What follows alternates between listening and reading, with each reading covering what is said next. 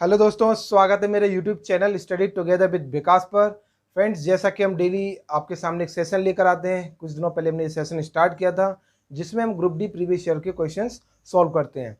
ठीक है, आपने आई थिंक नोटिस पढ़ ही लिया होगा। रेलवे ने एक बहुत बड़ा नोटिस जारी किया है, कोरेंडम नंबर 6, जिसमें कि हमारे ई टेंडरिंग के बारे में बात की गई थी और जल्द से जल्द रेलवे अब एनटीपीसी या ग्रुप डी का एग्जाम भी करवाएगा। तो फ्रेंड्स, आपको अभी से तैयार रहना है उसके लिए। ठीक है, अब आपको बिल्कुल भी पढ़ाई में गैप नहीं लाना है। ठीक है, एग्जाम कभी भी हो सकता है, तो आपको अभी से तैयार रहना होगा। चलिए, आज का सेशन हम स्टार्ट करते हैं। चलते अपने पहले क्वेश्चन पर।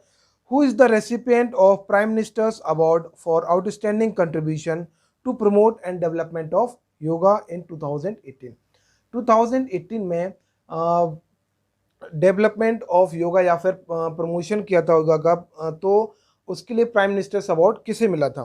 तिरुमलिया कृष्णा आचार्य, के पिताभी जोशी जोयस, वी के एस अयंगर या फिर विश्वास मांडलिक। आपको इन चारों में से बताना है कि development and promotion of yoga in the year 2018 prime minister's award किसे मिला था, बताइए। तो फ्रेंड्स, ये हमारा करंट अफेयर्स का क्वेश्चन था। आई होप कुछ स्टूडेंट्स हैं जो कि डेली करंट अफेयर्स तैयार करते होंगे, तो उनके लिए क्वेश्चंस आसान हो जाएगा। और ये मैं क्वेश्चंस आपके लिए सिर्फ इसलिए लेकर आया हूँ सो दैट आपको पता चलता रहे कि हमारे करंट अफेयर्स से किस टाइप के क्वेश्चंस आते हैं। तो इसमें जो हमारा सही आंसर है वो है ऑप्शन डी, विश्वास मांडलिक। ठीक है, ये हमारा बिल्कुल सही आंसर है। चलिए बढ़ते अपने अगले क्वेश्चन पर। What is the maximum amount of work done in 10 seconds by a 200 kilowatt engine? इसमें हमें मैक्सिमम अमाउंट ऑफ वर्क का निकालना है इन 10 सेकेंड्स, और अगर कोई 20 किलोवाट इंजन है, बताइए। इसमें चार ऑप्शन दे रखे हैं: 20 kilo joule, 200 kilo joule, 25 kilo joule या फिर 2 किलो जूल। चलिए, मैं इसका एक आसान सा फॉर्मूला बताता हूँ आपको, आपने पहले पढ़ रखा होगा। ये देखो, फिजिक्स का बहुत इजी क्वेश्चन है। Power equal to work done upon time. ठीक है, हमें क्या दे रखा है? पावर दे रखा है 20 किलो वॉट। ओके, और वर्क डन हमें निकालना है, और टाइम कितना दे रखा है? 10 सेकेंड्स। तो जब आप यहाँ से W की वैल्यू निकालेंगे तो हमें कितना मिलेगा? 200 किलो जूल। ठीक है, ये हमारा बिल्कुल सही आंसर होगा। अब आप देख सकते हैं 200 किलो जूल हमारे किस ऑप्शन में दे रखा है, तो ऑप्शन बी हमारा 200 किलो जूल, ये हमारा बिल्कुल सही आंसर है। ठीक है, आपने देखा न्यूमेरिकल बेस्ड क्वेश्चंस भी आते हैं हमारे एग्जाम्स में, तो आपको उनके लिए पहले से तैयार भी रहना है। चलिए बढ़ते हैं आगे। Which of the following former और current chief minister of India had earlier served as the priest of a temple? तो जो हमारे इसमें से कौन से चीफ मिनिस्टर या फॉर्मर चीफ मिनिस्टर थे जिन्होंने एज अ प्रीस्ट टेम्पल में रहे हैं? इनमें से आपको बताना है: योगी आदित्यनाथ, विजय रूपानी, मायावती या फिर मनोहर पारिकर। इन चारों में से हमारे कौन से सीएम रहे हैं जो कि इस मंदिर में या फिर टेम्पल में प्रीस्ट की एक उपाधि भी ली है, बताइए। इन चारों में से हमारा कौन सा ऑप्शन सही होगा?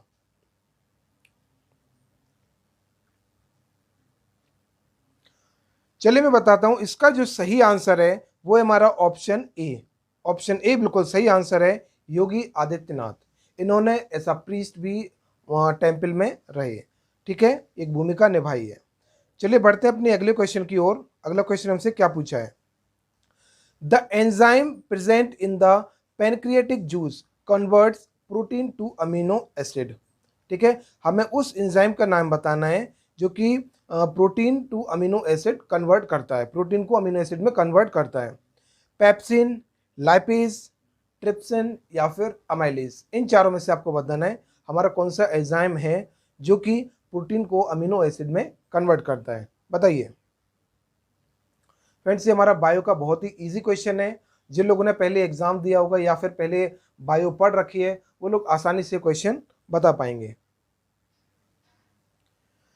चलिए मैं इसका सही आंसर बताता हूं। जो ट्रिप्सिन दे रखा है ऑप्शन सी, ये हमारा बिल्कुल सही आंसर है। ओके फ्रेंड्स, कभी ना पढ़ाई को लोड करके मत समझना, या फिर आप पढ़ाई जब नॉलेज के लिए पढ़ेंगे ना, तो डेफिनेटली एग्ज़ाम क्लियर करना आपके लिए और भी आसान हो जाएगा। अगर आप सिर्फ एग्ज़ाम को फोकस करके कि मुझे एग्ज़ाम क्वालिफाई करना है, अगर आप उस तरीके से पढ़ाई करेंगे तो थोड़ा सा मुश्किल रहेगा। ठीक है, चलिए बढ़ते हैं आगे। Gandhiji launched the non-cooperation movement in a small village called Champaran, in which current Indian state is Champaran located.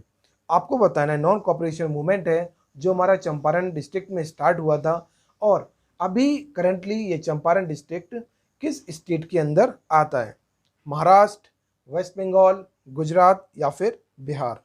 आपको बताना है इन चारों स्टेट में किस जगह हमारा चंपारण डिस्ट्रिक्ट है जहां पर नॉन कॉपरेशन मूवमेंट स्टार्ट हुआ था गांधी जी द्वारा। बताइए। जो फ्रेंड्स हमारे डेली क्वेश्चंस, डेली का सेशन देखते होंगे तो उन्होंने देखा होगा कि अब क्वेश्चंस कुछ ना कुछ रिपीट होने लगे हैं। अभी तक हमारी 20 क्लासेस कंप्लीट हो चुकी हैं, तो 20 इंटू 20 400 क्वेश्चंस आपने देख चुके होंगे पहले, और आप काफ़ी कुछ एग्जाम के बारे में भी समझ गए होंगे कि हमारे किस टाइप के क्वेश्चंस आते हैं। ठीक है, बताइए। चलिए मैं बताता हूँ, इसका जो ऑप्शन डी दे रखा है बिहार, ये हमारा बिल्कुल सही आंसर होगा। ओके, बढ़ते हैं आगे। The dash consist of relatively unspecialised cell with the thin cell wall. हमारे इनमें से कौन से सेल्स हैं जो कि थिन सेल वॉल के होते हैं? फ्लोएम, स्क्लेरेंकाइमा, पेरेंकाइमा या फिर कॉलिनकाइमा।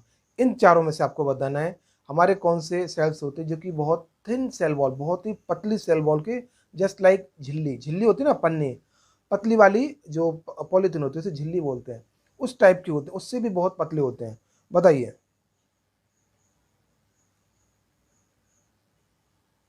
फ्रेंड्स, आपने देखा होगा इस टाइप के क्वेश्चंस काफ़ी रिपीट भी होते हैं, तो आपको ये क्वेश्चंस कॉपी में सेपरेटली नोट डाउन भी करना होगा।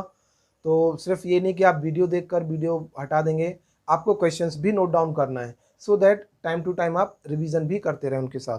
ठीक है, चलिए इसका जो ऑप्शन सी दे रखा है पेरेंकाइमा, ये हमारा बिल्कुल सही आंसर है। ओके, बढ़ते हैं आगे। इसमें हमसे पूछा है एज पर RBI annual report 2016-17, what is the estimated value of demonetised bank note received. हमारे डिमोनेटाइजेशन के टाइम पर बैंक ने या फिर आरबीआई बैंक ने कितना नोट रिसीव किया था? 19.48 लाख करोड़, 12.25 लाख करोड़, 13.35 लाख करोड़ या फिर 15.28 लाख करोड़। आपको इनमें से बताना है कि आरबीआई ने कितना अमाउंट डिमोनेटाइजेशन के टाइम पर रिसीव किया था।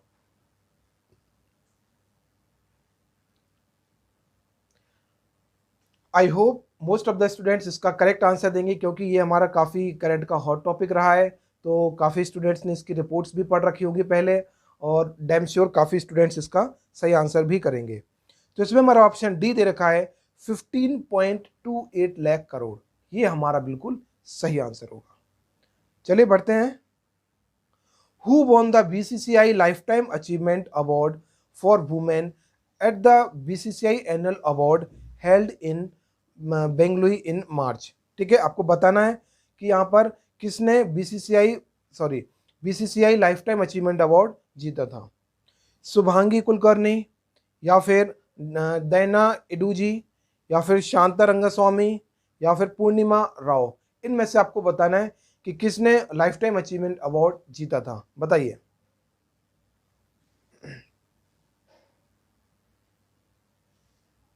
फ्रेंड्स, ये हमारे स्पोर्ट्स का क्वेश्चन था, करंट अफेयर्स का। तो आई होप जो स्टूडेंट्स हमारे स्पोर्ट्स में ज़्यादा इंटरेस्ट रखते होंगे या फिर करंटली बहुत अपडेटेड रहते होंगे स्पोर्ट्स से, तो ये क्वेश्चंस आसानी से आंसर कर पाएंगे। और इसका जो हमारा सही आंसर है वो है ऑप्शन सी, शांता रंगस्वामी। ये हमारा बिल्कुल सही आंसर होगा, शांता रंगस्वामी, ये हमारा बिल्कुल सही आंसर है। ओके, चलिए बढ़ते हैं आगे। Dash is not a sexually transmitted disease. इसमें से हमारी कौन सी डिजीज है जो कि सेक्सुअली ट्रांसमिटेड नहीं होती है?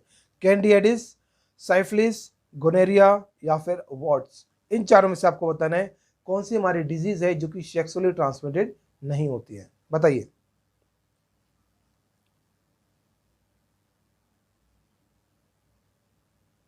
चलिए मैं इसका राइट आंसर बताता हूं, जो हमारा ऑप्शन ए दे रखा है कैंडियासिस, ये हमारा बिल्कुल सही आंसर है।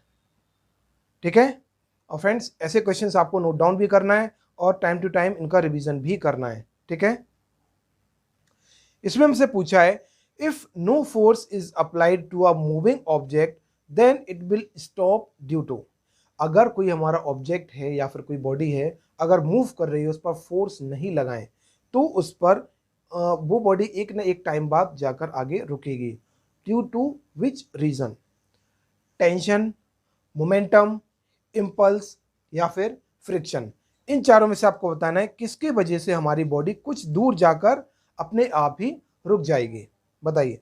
ये तो देखिए बहुत ही इजी क्वेश्चन है और फिजिक्स का बहुत ही इजी क्वेश्चन है हमारा ये, तो ये आंसर करना बिल्कुल भी मुश्किल नहीं होगा, बताइए। चलिए मैं बताता हूँ इसका कंसेप्ट क्या है। देखिए आपने देखा होगा जस्ट कोई बॉडी है अगर रोल कर रही है या फिर स्लाइड कर रही है, तो हमारी जिस सरफेस से वो स्लाइड कर रही है, तो उन दोनों के बीच में क्या होता है? फ्रिक्शन। उनके बीच में फ्रिक्शन होता है और फ्रिक्शन इतना ज़्यादा होता है कि जब जब वो इस रोलिंग फोर्स से ज़्यादा हो जाए एक टाइम बाद, तो फिर वो अपने बॉडी को अपने आप ही रोकने की कोशिश करता है और एक टाइम बाद आगे जाकर बॉडी रुक जाती है।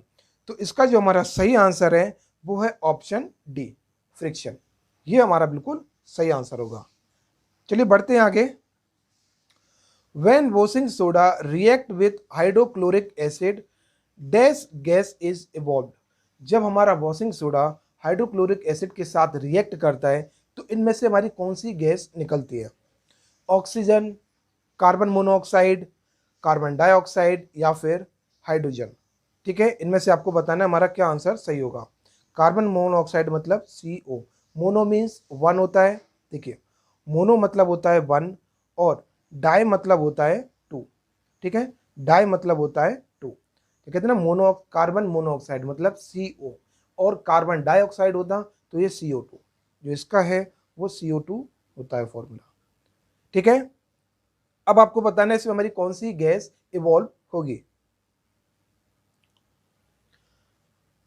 और जो फ्रेंड्स यहाँ पर रेगुलरली सेशन को अटेंड कर रहे होंगे तो डैम श्योर उनको आने वाले एग्जाम में काफ़ी फ़ायदा होने वाला है। और जो स्टूडेंट यही सोचकर निगलेक्ट कर देते हैं या फिर वीडियो को हटा देते हैं कि ये हमारे कुछ काम का नहीं है, तो फ्रेंड्स उनको आगे सफ़र भी करना पड़ता है। मे बी वो कभी कभी मेरिट लिस्ट या फिर सिलेक्शन से भी बाहर हो जाते हैं। ठीक है, तो आपको इसे लाइटली नहीं लेना है और रेगुलर बेसिस पर रिविज़न भी करना है। तो ऑप्शन सी जो हमारा देख रखा है carbon dioxide, okay, CO2 gas हमारी इवॉल्व होती है इसमें से। तो बढ़ते हैं आगे। If the speed of a cycle becomes 2 times then the kinetic energy becomes 2 times, 4 times, 8 times या फिर 16 टाइम्स। अगर हमारी कोई साइकिल है जो मूव कर रही है, अगर हम उसकी स्पीड को डबल कर देते हैं तो उसकी काइनेटिक एनर्जी पर क्या असर पड़ता है, बताइए।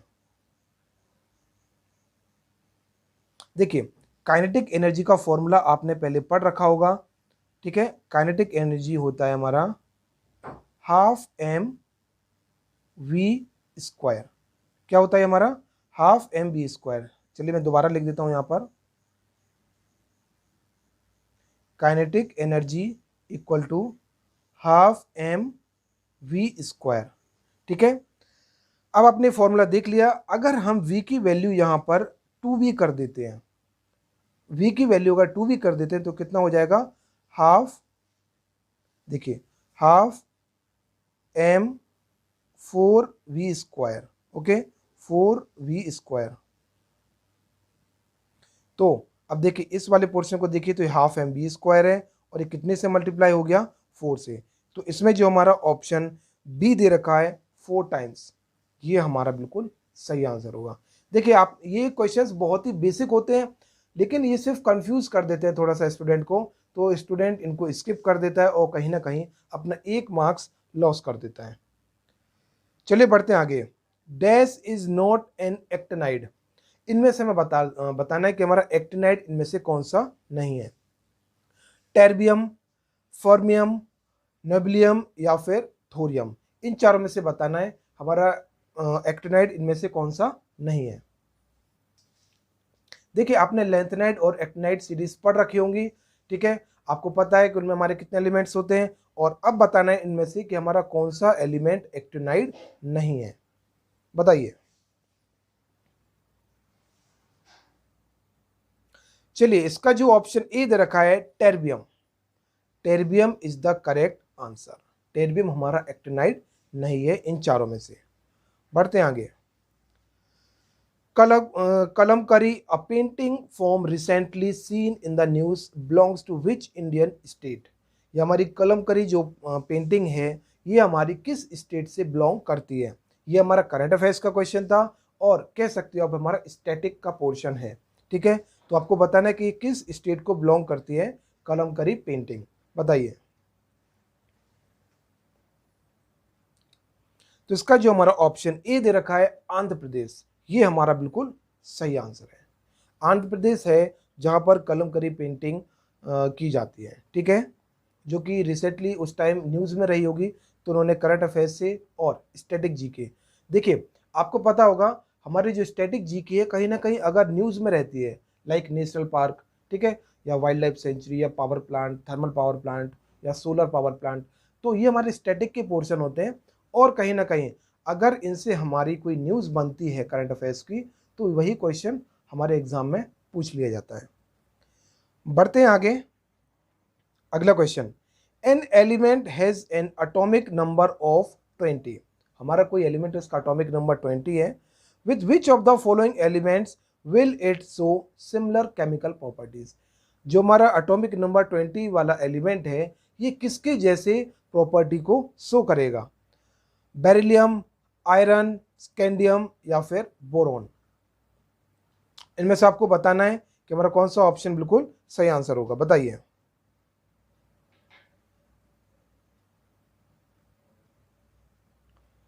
तो फ्रेंड्स इसमें जो हमारा ऑप्शन ए दे रखा है बेरिलियम, ठीक है, बेरिलियम इसका बिल्कुल करेक्ट आंसर है। ओके,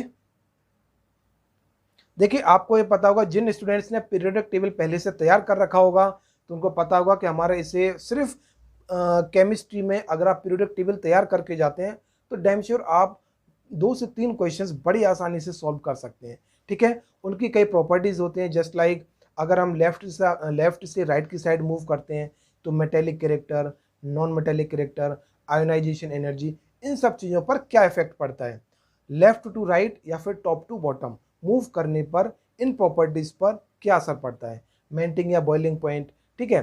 तो आपको जो पीरियोडिक टेबल है केमिस्ट्री में आपको बहुत ही अच्छे से प्रिपेयर करके जाना है। बताइए इसमें हमारा कौन सा ऑप्शन बिल्कुल सही होगा? Dash is the only non metal present in group 1 of the modern periodic table, हमारे मॉडर्न पीरियोडिक टेबल के ग्रुप 1 में से इनमें से कौन सा नॉन मेटल है? कोबाल्ट, रुबिडियम, पोटेशियम, या फिर हाइड्रोजन? इनमें से आपको बताना है कि हमारा कौन सा नॉन मेटल है, ओनली नॉन मेटल, बताइए।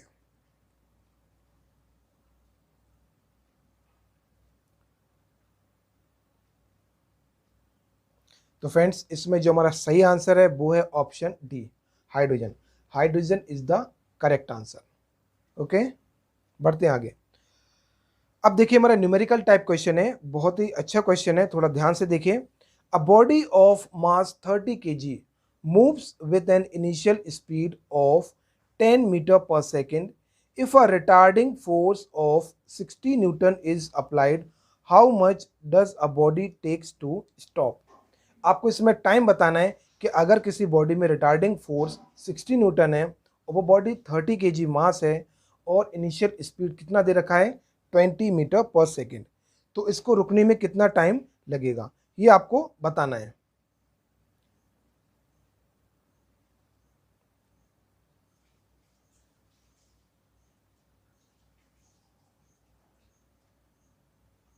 देखिए इसमें अगर आप एक फॉर्मूला लगाएंगे F equal to m a, force equal to mass into acceleration, ठीक है। आपको रिटार्डिंग फोर्स दे रखा है 60 और मास दे रखा है 30, ठीक है। तो एक्सेलरेशन यहाँ से आपको कितना मिल जाएगा 2 मीटर पर सेकेंड स्क्वायर, ठीक है। ये हमें एक्सेलरेशन मिल गया। ठीक है, अब देखिए इसकी वैल्यू आपको कहां पर रखना है, v equal to u plus a t. ठीक है, v equal to u plus a t, v equal to u plus a t. अब देखिए अगर कोई बॉडी आगे जाकर रुक रही है तो उसकी फाइनल वेलोसिटी हो जाएगी हमारी 0, और u मतलब होता है इनिशियल वेलोसिटी, जो कि हमें दे रखा है 20, इसमें हमें दे रखा है 20, और एक्सेलरेशन हमें कितना दे रखा है 2, और टाइम हमें निकालना है यहाँ पर कि कितना टाइम होगा। तो आप यहाँ पर देख सकते हैं टाइम हमारा आएगा 10 सेकेंड्स, जो कि हमारा ऑप्शन बी में दे रखा है 10 सेकेंड्स। ठीक है, तो ये हमारा बिल्कुल सही आंसर था।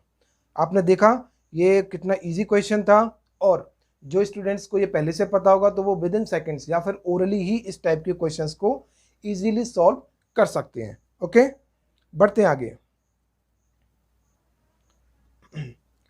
इको आर्ड हर्ड, इकोस होते हैं ना, इको, जो कि 17 मीटर की दूरी पर हमारा साउंड रिफ्लेक्ट होने लगता है, उसे इको बोलते हैं। Eco are heard due to phenomena of, ये हमारा किस फिनोमिना पर बेस होता है, या फिर हम कह सकते हैं किस फिनोमिना की वजह से हमें इको का साउंड सुनाई देता है या फिर इको सुनाई देते हैं, बताइए। रिफ्लेक्शन ऑफ साउंड वेव्स, या resonance, interference of sound wave, या फिर रिफ्रैक्शन ऑफ साउंड वेव्स। इनमें से आपको बताना है किस फिनोमिना की वजह से हमें इको सुनाई पड़ता है। ठीक है, आपने पहाड़ी एरिया में जाकर देखा होगा जहाँ बिल्कुल खाली एरिया होता है, तो जब आप कहीं पर आवाज़ तेज़ी से लगाते हैं तो कुछ टाइम बाद वो आवाज़ आपको दोबारा सुनाई देती है। तो आपको बताना ये चीज़ हमारी किस फिनोमिना पर बेस्ड होती है। चलिए मैं बताता हूँ, इसका जो हमारा सही आंसर है वो है option A, reflection of sound waves. ये हमारा बिल्कुल सही आंसर है। बढ़ते हैं आगे। Who is the first player from Pakistan to score a double century in ODI? हमारे इनमें से फर्स्ट पाकिस्तान का प्लेयर कौन सा है जिसने डबल सेंचुरी स्कोर किया है? सरफराज अहमद, सैयद अनवर, या फिर फ़कार जमन, या फिर इमाम इन हक। इनमें से आपको बताना है कि हमारे फर्स्ट प्लेयर पाकिस्तान के कौन है जिन्होंने डबल सेंचुरी स्कोर किया था, बताइए।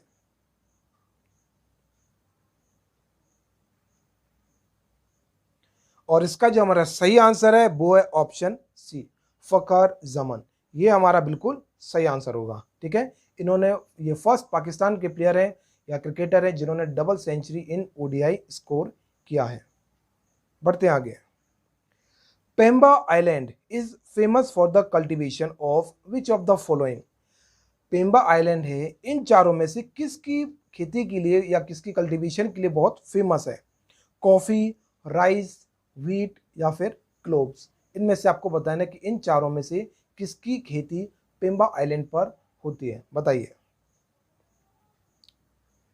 ये हमारा ज्योग्राफी का क्वेश्चन है, और ये थोड़ा सा डेली जो हमारे ज्योग्राफी के क्वेश्चंस आ रहे थे उनसे थोड़ा हटके क्वेश्चन है, तो आपको सेपरेटली नोट डाउन करना है और इम्पोर्टेंट मार्क करके चलना है इसे। ओके, चलिए मैं इसका आंसर बताता हूँ। जो हमारा ऑप्शन डी दे रखा है क्लोव्स, ये हमारा बिल्कुल सही आंसर है। ओके फ्रेंड्स, मैं आपसे एक बात और कहूँगा कि आपको ये सेशन इग्नोर नहीं करना है, आपको डेली बेसिस पर कंटिन्यूटी मेंटेन करना है। ठीक है, यही क्वेश्चंस हैं या फिर यही प्रीवियस ईयर पेपर है जो कि आपको एक बोनस का काम करेंगे।